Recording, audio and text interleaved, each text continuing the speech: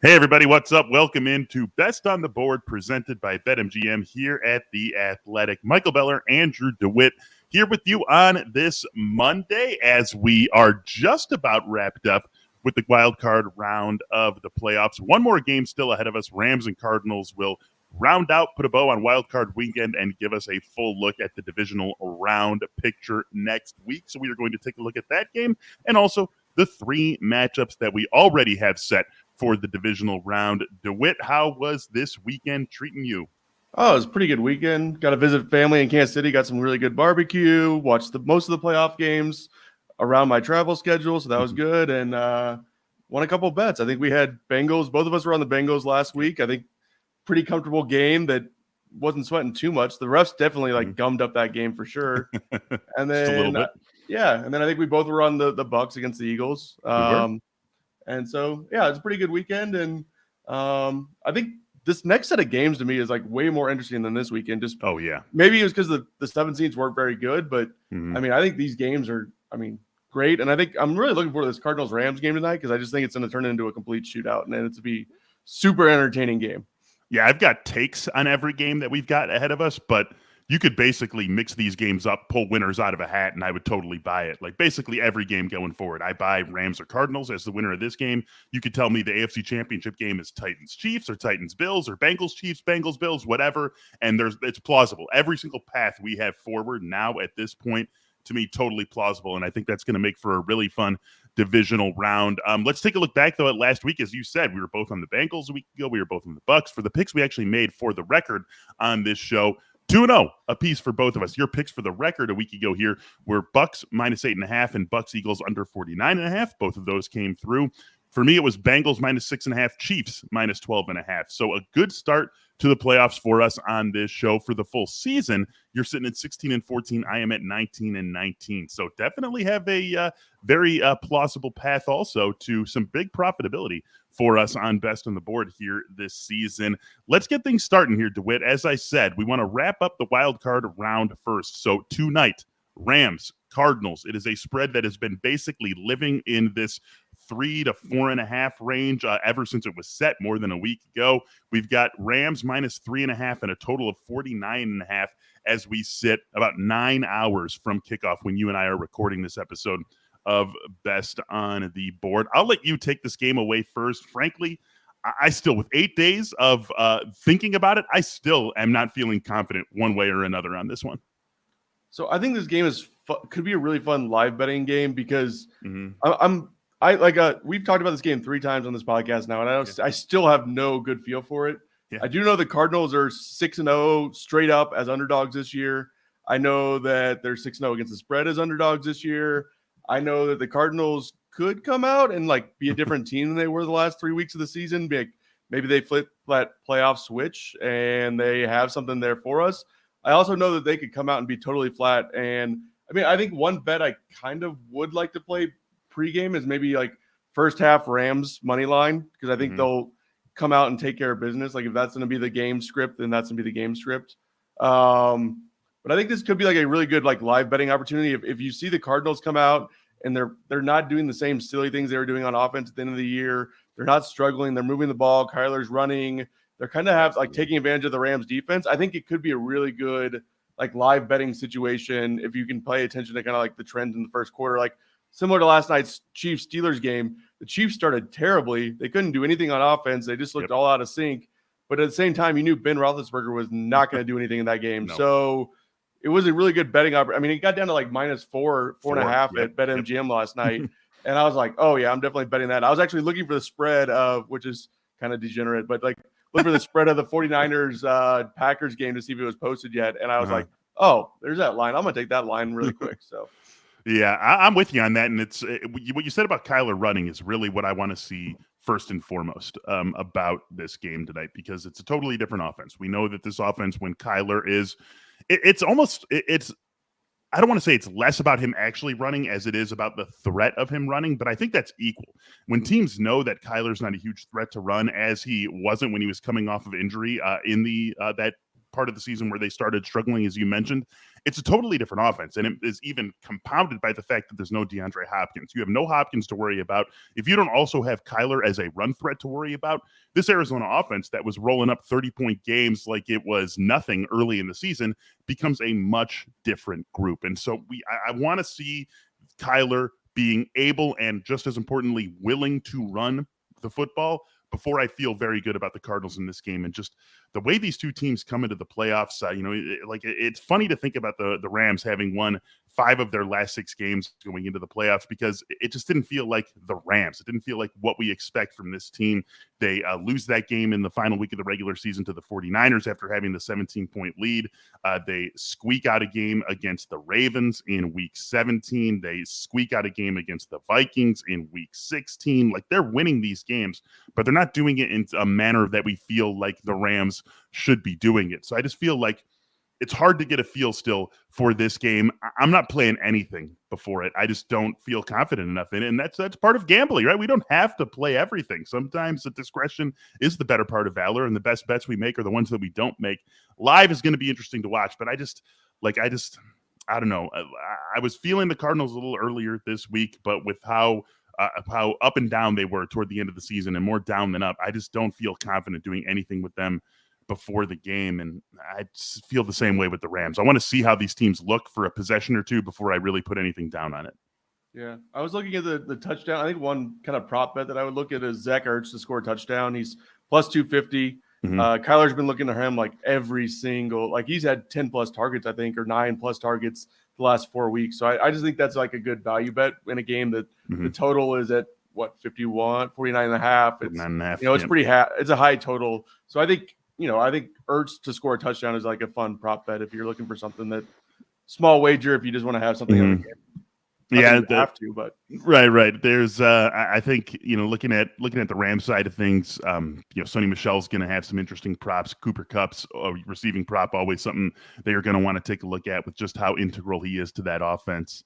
But the sides in this one, really tough to get behind, and it's going to be fun to see whoever wins this game where they open up against the Buccaneers next week. Because the winner of we already got Packers and 49ers set. Winner of this moves on to take on the Buccaneers, another team that sort of like the Rams had a Ramsian finish to the season where they were mostly taking care of business in the win-loss column, but just not doing it in ways that we are accustomed to, and not doing it in ways that we would say is, the A+, here's what the Buccaneers look like when they're at their best. And so it'll be interesting to see wherever this O-line opens up, no matter who the opponent is for the Buccaneers next week. It's a live betting game for us here on Best on the Board. We've got the divisional round coming at you really quick, though. A message from our friends and partners over at BetMGM. Right now, bet 10, win 150, plus a free 3-month subscription to The Athletic. All you got to do, go to BetMGM.com and sign up with the code TheAthleticPod. Again, it's bet 10 to win 150, plus you're going to get free 3 months here at The Athletic. Go to BetMGM.com and use the code The Athletic Pod to take advantage of this offer from the king of sportsbooks. It is an offer for new customers at BetMGM. Terms and conditions apply.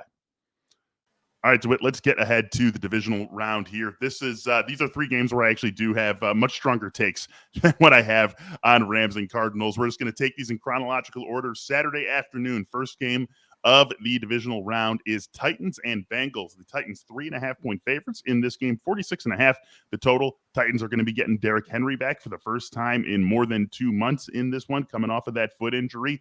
We were talking about this before we got going. Different opinions. Let's hear what you think about this matchup.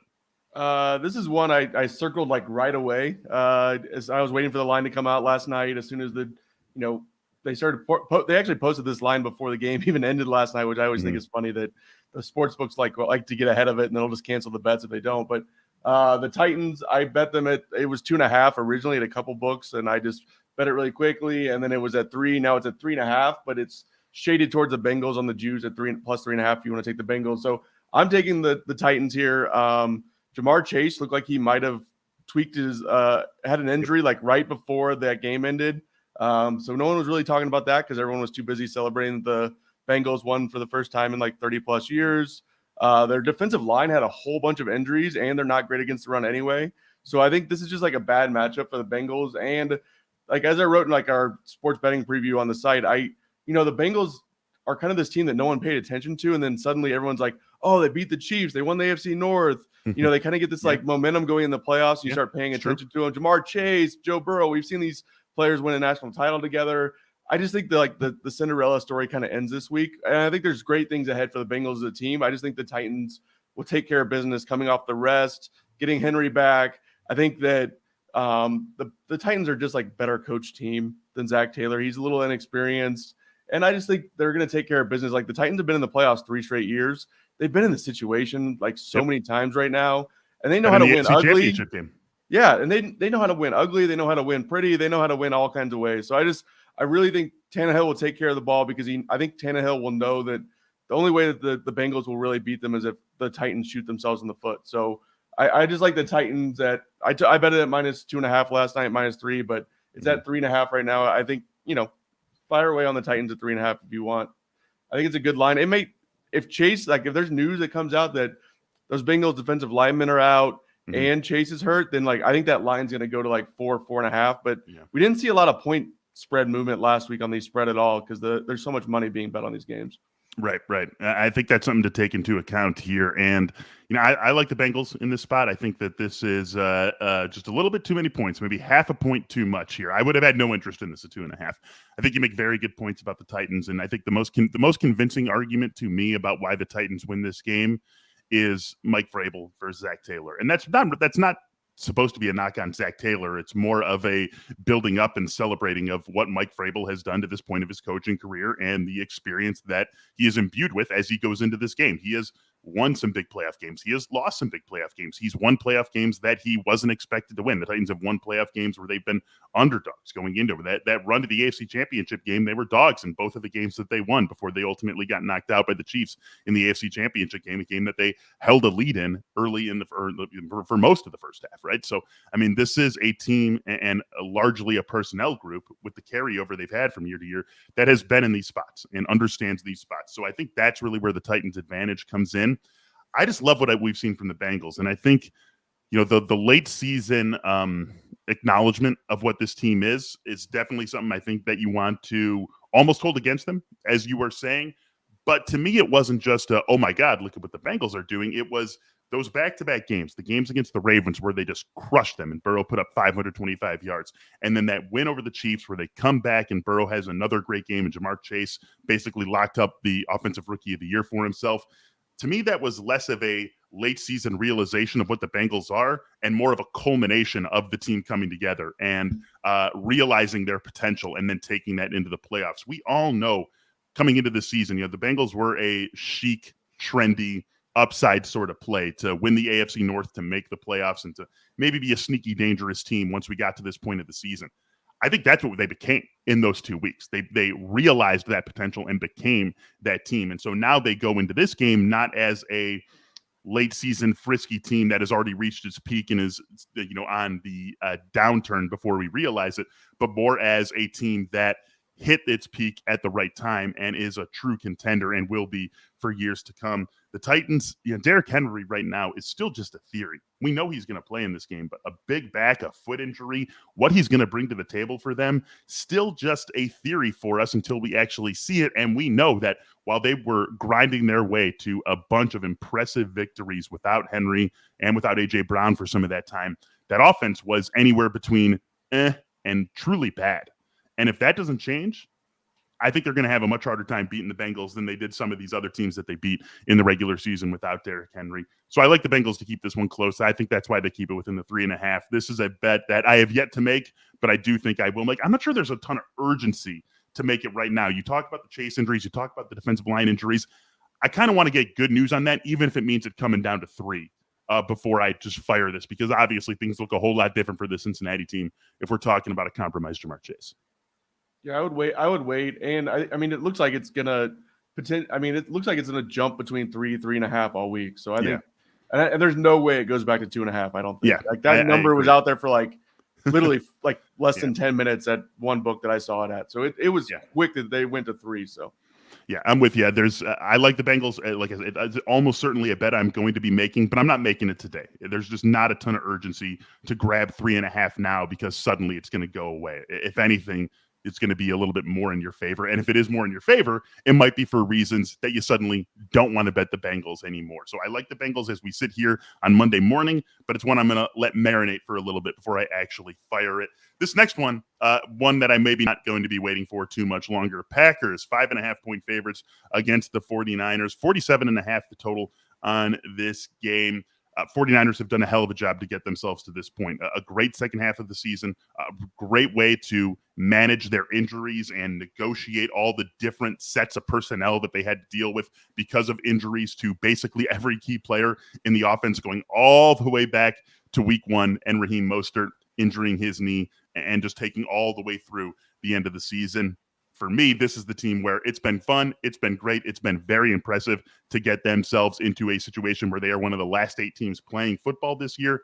It ends against the superior Green Bay Packers. I like the Packers minus 5.5. Yeah, I almost agree with every point there. I think I really like the Packers in this game. It isn't like it's a weird spread because it's 5.5. 5 is like this no man's land and get like sports spreads basically and NFL spreads and football so spreads. It's interesting that they put it there.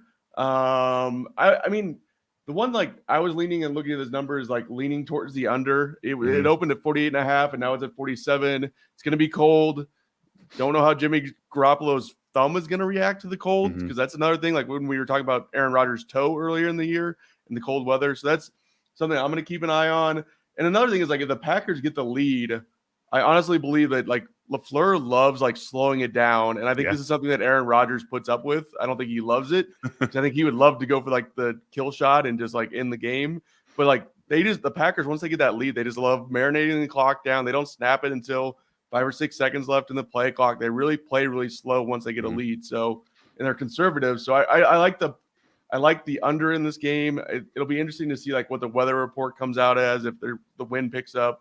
It's supposed to be like 10 degrees at kickoff. It's supposed to be really cold. So I mean, January 20 whatever in Green Bay. Yeah, I mean, no one's surprised by this, but I think the 49ers kind of do live in that nice. Oh, it's warm all the time, hot, and it affects them. I think it really does. So I like the Packers on this one, and I like the under, and we'll see how the spread reacts. I don't think there's gonna be any injury news in this game that would shock us. I didn't think there was nothing in that 49ers game yesterday, and Debo looked. I mean, Debo was just like a X factor in terms of making that team be a lot better all the way around. But at the same time, you saw why the 49ers wanted to pick Trey Lance and trade up for him because Jimmy missed several throws yesterday that kind of, let the Cowboys get back in that game before both coaches decided they didn't want to like effectively play football at the end of the game. Right.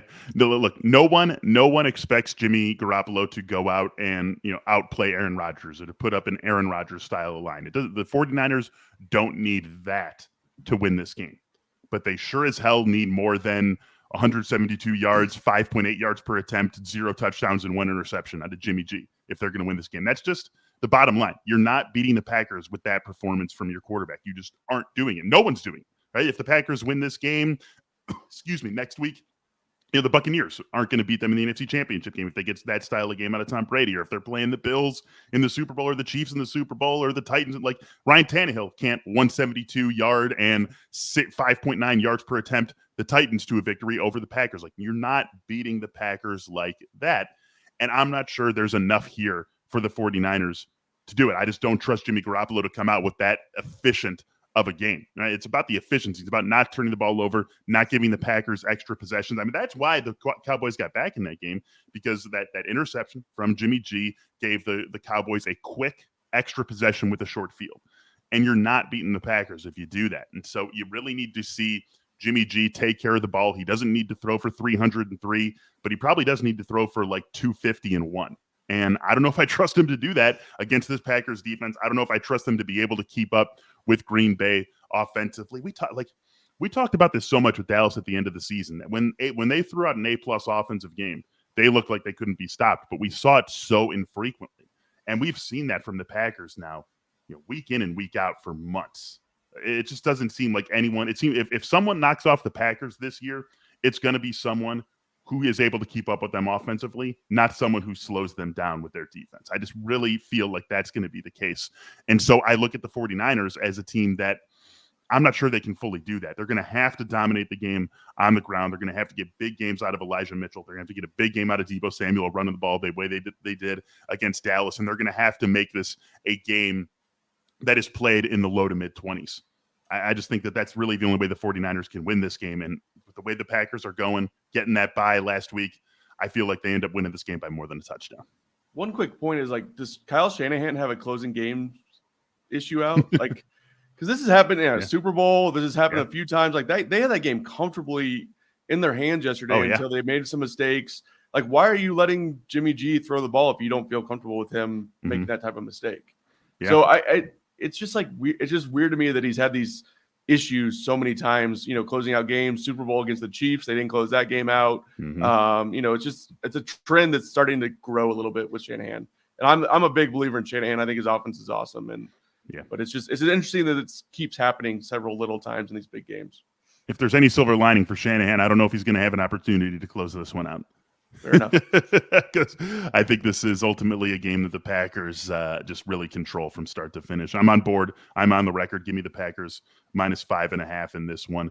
Next game, the third game that we still have set, probably the matchup of the week on paper, regardless of what happens in Rams-Cardinals and who ends up going on to play the Buccaneers. And that's Chiefs-Bills. -2.5 are the Chiefs. 53.5 is the total. For my money and for a lot of people's money, DeWitt, this is the AFC Championship game. I feel incredibly confident that the winner of this goes on to the Super Bowl. Much more confident in that than I am in my bet for this game individually, because this is what we thought we were getting all season. We thought we were getting Chiefs, but like this was the AFC Championship game. We all penciled in before the year because of the way things broke. It is not going to be an AFC Championship game matchup. Instead, it's an AFC Divisional Round matchup. But I feel very, very confident that whoever wins this beats the Titans-Bengals winner and moves on to the Super Bowl.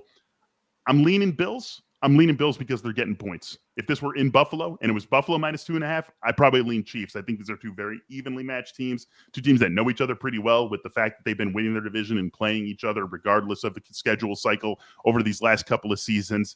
I think the Bills just have a little bit more juice on their side, but give me the points. That's why I'm going Bills here. I think it's going to be an awesome game that lives up to the billing. Yeah, I think this is the fifth time that they've played in the last two seasons.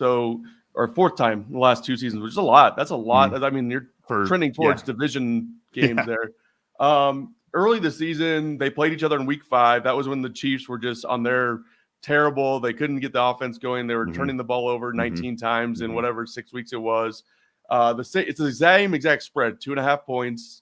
The Chiefs are favored. And like the recreational gamble will be like, oh, that's like the home field advantage. I mean, I think the books have started reducing the home field advantage closer towards 2 or 1.5 points. So that's interesting to me. I will say, like, looking back at that game, I kind of went back and looked through like the drive charts in that game and like kind of what happened in that game. I think the Bills played one of their best games ever in that game. Like, they had a great game. They turned Mahomes over 4 times. They had 4 turnovers.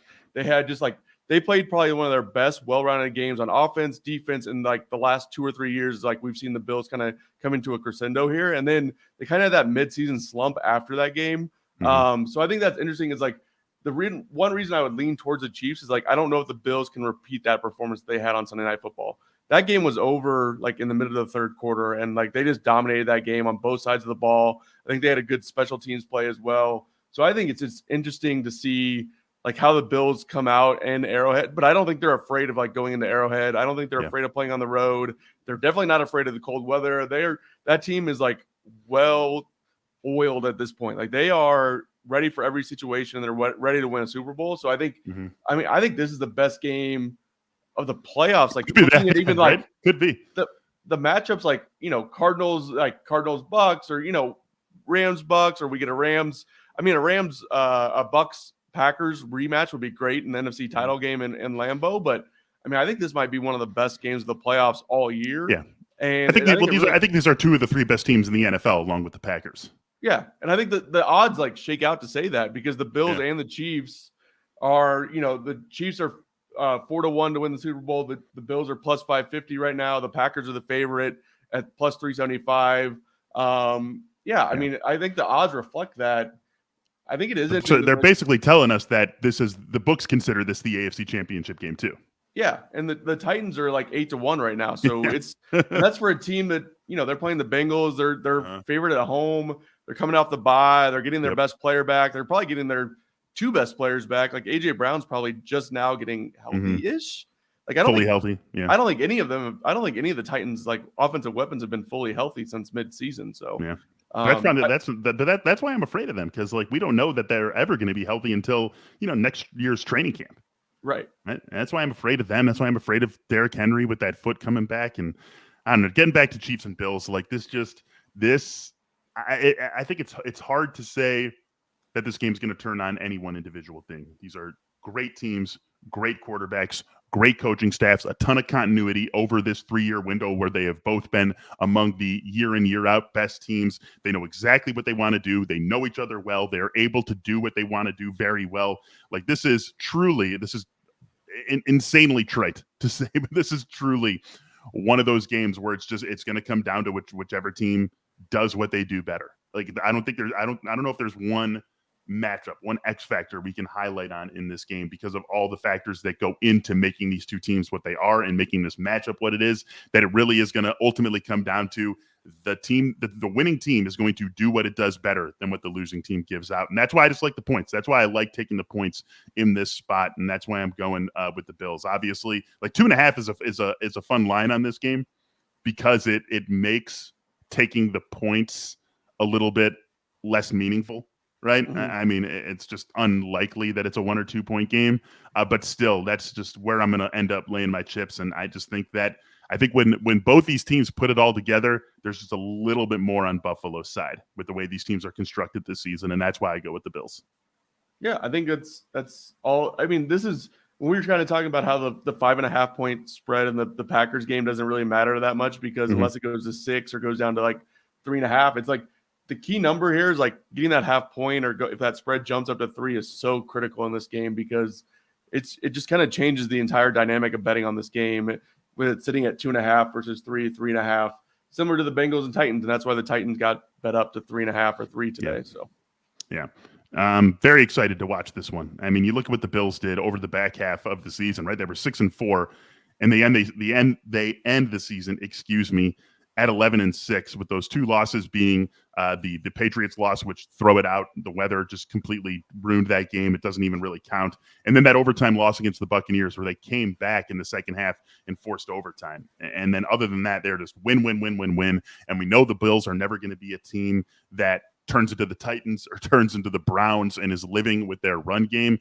But once they got a tiny bit of balance with Devin Singletary, just making the run an actual threat that teams need to respect, then we saw Josh Allen get back to 2021 Josh Allen. And so I think that, this is a similar, obviously very similar offense to what we've seen over the last couple of seasons, but maybe just that run threat existing that really hasn't existed for a couple of years now for the Bills makes them a little bit more dangerous than we've seen at any point in this run that they've had as AFC contenders. So give me the Bills. I'm sure this will not be the last time that we talk about it. You're leaning Chiefs, I'm leaning Bills. You're leaning Titans, I'm leaning Bengals. So we're going to have some AFC discussions the rest of the week here on Best on the Board as we get into the divisional round, what promises to be a very fun weekend of NFL playoff football. That's going to do it for us here on Best on the Board, presented by BetMGM. For Andrew DeWitt, I am Michael Beller. We say, as always, happy betting, and we'll talk to you soon. See you later.